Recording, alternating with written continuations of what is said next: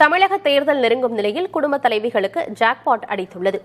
தேர்தலையொட்டி திமுக உரிமை தொகையை உயர்த்தி வாக்குறுதி அளித்த நிலையில் குலவிளக்கு திட்டத்தை அதிமுக அறிவித்தது. இந்நிலையில் மதிப்புமிகு மகளிர் திட்டத்தை அறிவித்திருக்கிறது தாவேக. மகளிருக்காக பிரதான கட்சிகள் அளித்துள்ள வாக்குறுதிகளை பார்க்கலாம்.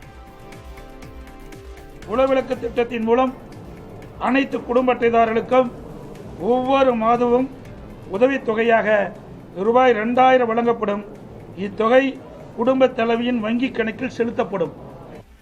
அடுத்த திராவிட மாடல் 2.0 ஆட்சி காலத்தில் உங்களுடைய உரிமை தொகை 2000 ரூபாயாக உயர்த்தி வழங்கப்படும்.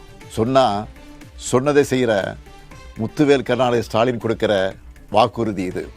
மதிப்பு மிகு மகளிர் திட்டம்.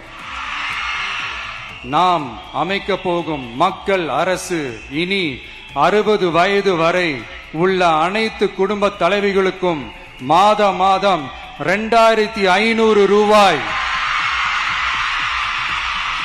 வழங்கப்படும் என்பதை பெருமகிழ்வுடன் அறிவிக்கிறோம்.